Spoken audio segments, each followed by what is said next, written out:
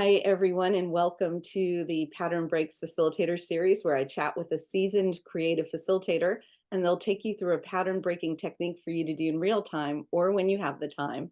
Thank you so much for joining us. And today's guest is Michael Margolis. Michael is CEO and founder of Storied, a leading authority on narratives for disruption. He's advised hundreds of organizations, including Facebook, Google, Hulu, Shopify, Uber, Dolby, Visa, and NASA on some of their growth initiatives. For almost 20 years, he's pioneered the field of storytelling and narrative as a management discipline. He's an author, keynote speaker, consultant, leader, and creative facilitator. And he's written some books, including his latest, Story 10X, Turn the Impossible into the Inevitable. And I'm so excited to have Michael here. I first met him 20 years ago when we both lived in the Oh DC my area. God. I know. Yes, at least 20 years. It's wild. Yeah, 20 or 21 through a mutual friend of ours, Robbie. And he said, you have to meet Michael. And we met, and we ended up talking for hours on end. And then we were both in different places in our business, and we were supporting each other for a Um, couple of years, a lot. we were incredible mastermind thinking Yeah, partners for multiple years in DC, and I think of our time together very fondly. me too. It was actually very pivotal for me and my Mhm. business and my life. And it was for several years. So we had some adventures, and we even co-presented at a digital storytelling That's festival right. together. Anyway, Yeah, and in so I've Arizona. had him at my conferences. I was on one of his events, his Reinvention Summit. And so it's so good to be back. We hadn't done anything in a little while, Likewise. so this is a nice reunion. And I'm going to start, Michael, by Yeah. asking you, how did you first get into weaving more creativity into your facilitation and your work? I'm the product of growing up in a household that was defined in both creativity and the chaos that comes with it. So my dad's a mad scientist and inventor. My mother's a teacher, artist, and toy designer.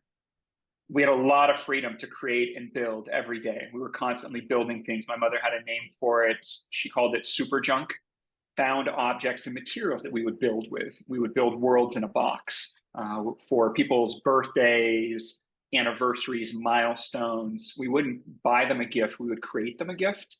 And that gift would be some type of an interesting box, often a wooden antique box, something with hidden compartments. And we would tell their life story as an homage to them within that box, so a world in a box. And I think that's probably one of the defining sort of early experiences for me around creativity and storytelling.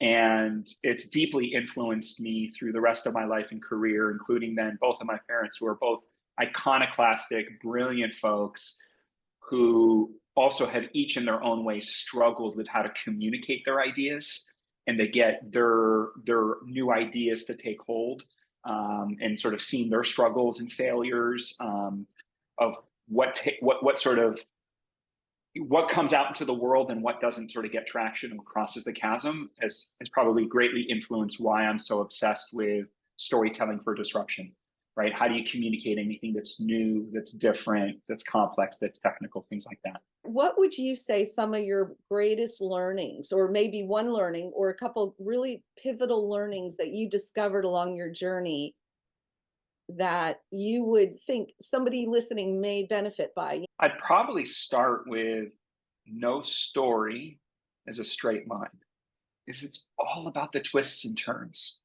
People are often shocked by some of the pivots, the changes in my life, and so on. And I just take it as a natural, like the natural unfolding. Mm-hmm. So, for instance, in 2015, I sold 90% of everything I owned. I lived out of two carry-on bags for 500 days around the world.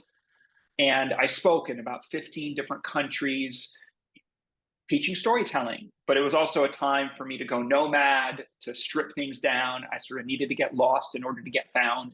I was at Mm. a real crossroads moment. And out of that, I'd made every mistake in the lean startup playbook with the latest version of what we were building. It was all around online education.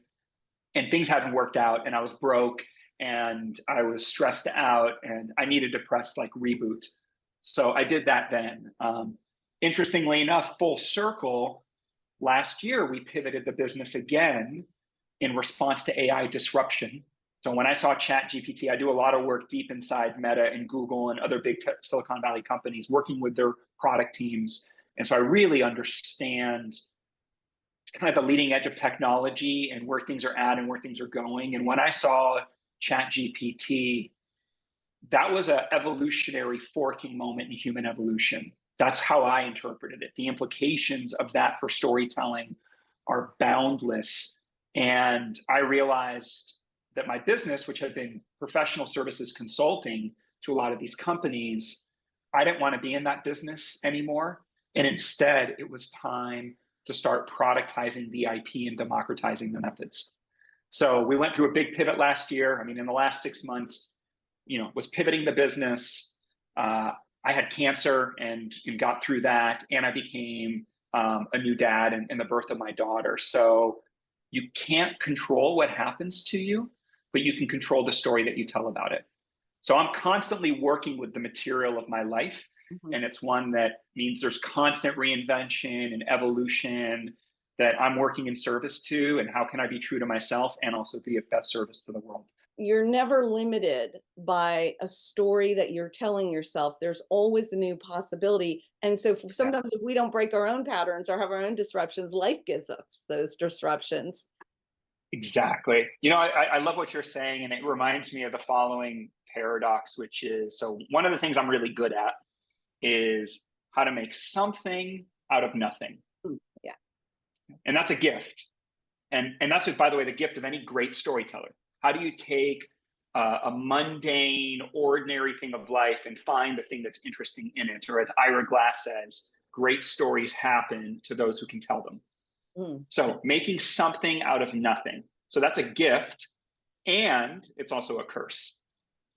Because you can also, or I have at times made something out of nothing. So I can also over dramatize and get caught up in sort of twists and sort of my own twisted knots about things. So part of that process too is how to understand that story is what liberates us. It's story is everything. It's literally what defines us as a human species and as an imaginal species. Of everything that we create a story.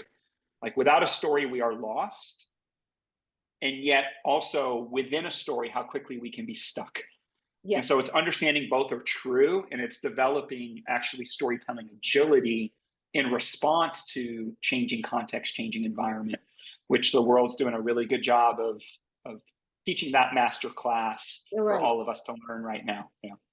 Yeah, we are in a master class of change, adapt, new story, new paradigm, new invitations. Yeah. I know that you brought a technique or have a technique you can take us through, and I'm wondering if you might walk us through it. The thing that I want to explore with everybody, and just to set context further around my work. So I've made my career and reputation around storytelling, but we're not talking jazz hand storytelling, how to tell a better anecdote. It's actually how to think in narrative and apply that in some of the most high stakes, complex technical environments. It's for the executive presentation that goes in front of leadership where you're trying to get buy-in or investment on the future, where you need to take a really complex technical disruptive technology and dehumanize it, or you're challenging established thinking. And as you're presenting your work, there's so much resistance, skepticism, cynicism, defensiveness of what you might come up against. So what I want to share is both a framework as well as the application of it that is ontological. It's about the power of language and how you frame things, because oftentimes what I've observed is the way we frame things is actually sabotaging the very outcome that we seek. So here's what I want to focus on. And that is the classical notion of problem solution. So we've all been taught problem solution. It's a classic business school framework. Problem solution, in my humble opinion, is often the number one pitch mistake. And so I want to unpack this and how you can apply this as actually an exercise or a process from a creative facilitation standpoint. Now, to be fair, it works in certain places. So if you have a shared problem definition, if you have strong existing alignment, If you're working on something that's clear, that's linear and established, problem solution is great. But see, problem solution collapses when you're solving an ambiguous problem space. Or two, you lack shared problem definition. Or three, your audience is complicit, if not responsible, for the problem. In those situations, problem solution actually turns into a buzzsaw that makes people feel wrong, bad, judged, stupid, defensive. All the walls come up. All right, so what I want people to do is grab a piece of paper, and what I want you to write on that piece of paper is minus, plus, and then I want you to write plus, minus. What this framework is around reversing the polarity. Problem solution is minus, plus. We're starting with what's wrong, and then we're telling people what's right or how we're right. We face a lot of resistance. So instead of minus, plus, right, instead of problem solution, what you want to do is construct things as possibility obstacle, or plus, minus. See, when you start with possibility, you're starting with opportunity.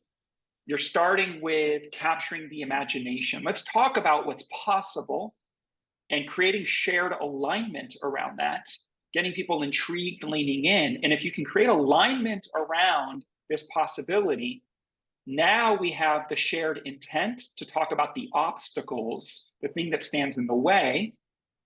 Great, what do we need to do to remove those blockers and obstacles? It's just reversing the framing. And by reversing that polarity, what happens is you often overcome the defensiveness, the adversarialness that comes with people taking things personally or feeling attacked.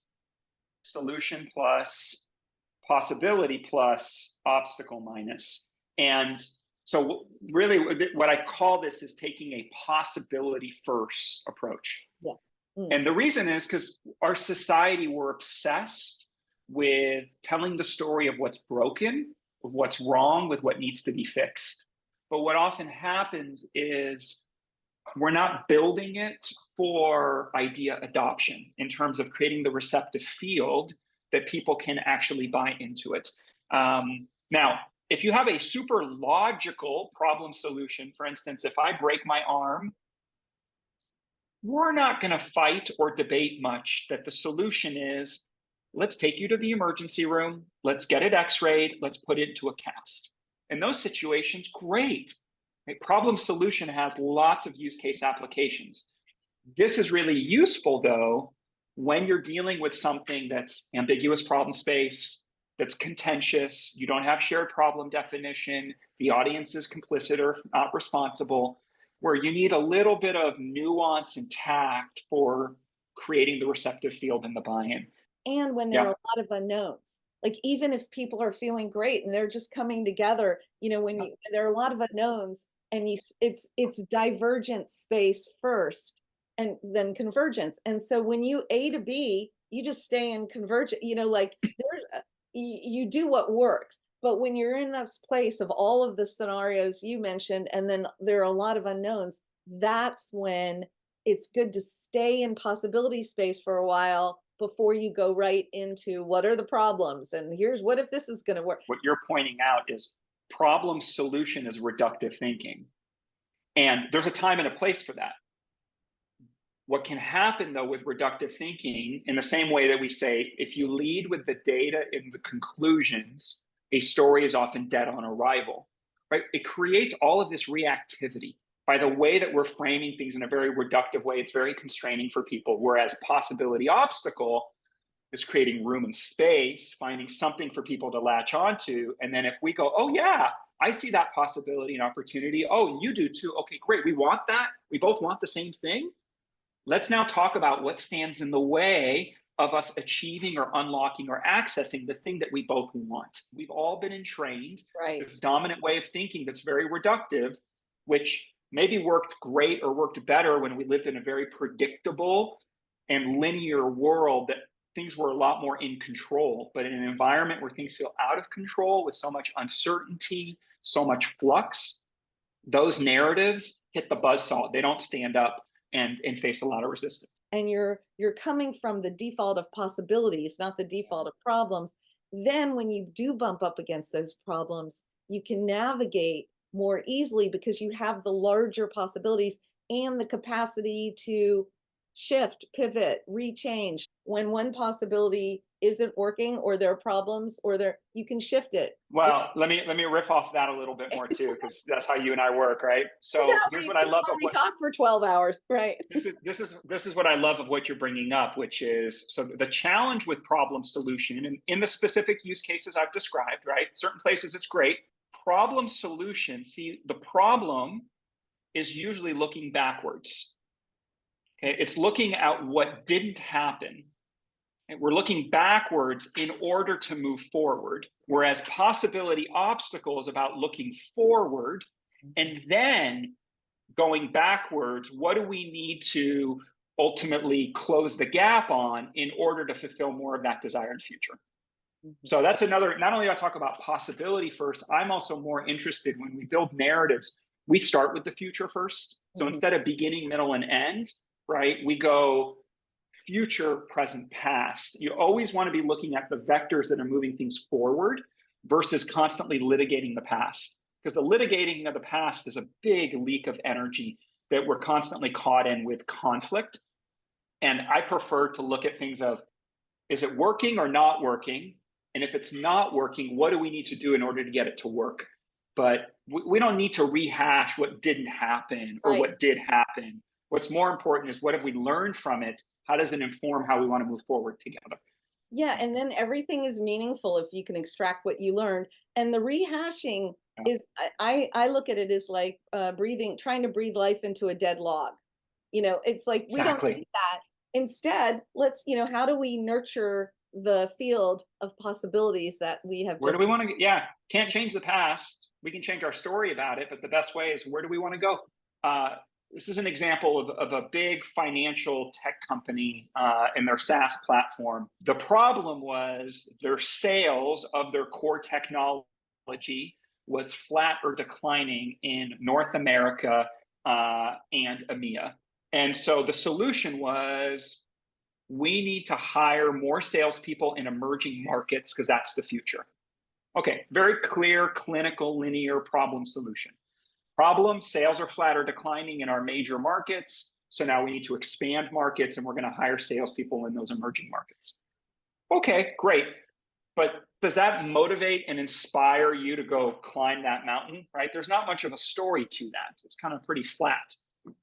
So instead of that problem solution version, they went through this method, and what they realized, the possibility. So they had all of this research that shows when different countries reach a critical mass of adoption with their technology, within 3 to 5 years, their technology increases the entire country's economy's GDP.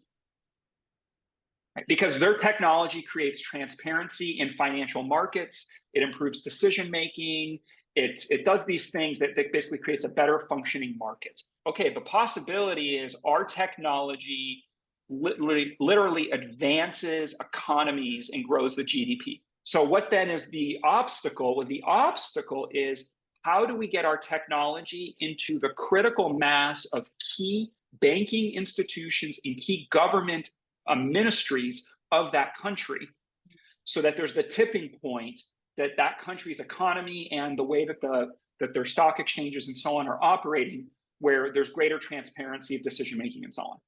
Now, ultimately, in order to do that, yes, we got to hire some salespeople and do this and that, but there's a much bigger, noble cause that was unlocked by going from problem solution to possibility obstacle, by really looking at, what's the fundamental inherent value at the core of this technology, what's it doing, and how do we unlock and communicate that value?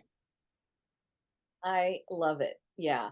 Great, Michael. If they want to, Yeah. I know you're offering courses. If they want to take your course or book. We've got a whole stack of new courses that we offer on maven.com. They're cohort based. They're super interactive. our whole philosophy, people come for the content, but stay for the community. So you're going to get tons of peer-to-peer interaction. You can find my book online, Story 10X. You'll find it on Amazon, Audible, and Kindle, and all those places. And connect with me on LinkedIn. New website is going to be up end of this month. So we've got a lot in store. Even if you don't work in a tech company, you will find very thoughtful, mindful people in our community who come from many different walks of life, who are simply looking to level up their storytelling and do it in a way that creates a bigger future. So reach out, connect, and apply the incredible brilliance and mojo that Michelle's offering in her book and her programs. You've been instrumental in my own development and really understanding and applying, becoming more conscious of the notions of creative emergence and how those are playing out in any moment in situations. So nothing but just the greatest adoration for you, Michelle, and grateful to spend time with you today and to connect with your community. And Oh, thank you, Michael. And back at you, respect and adoration. And if you would like some more pattern breaking techniques, and there's a section on stories that are different, and also different kinds of emergent thinking.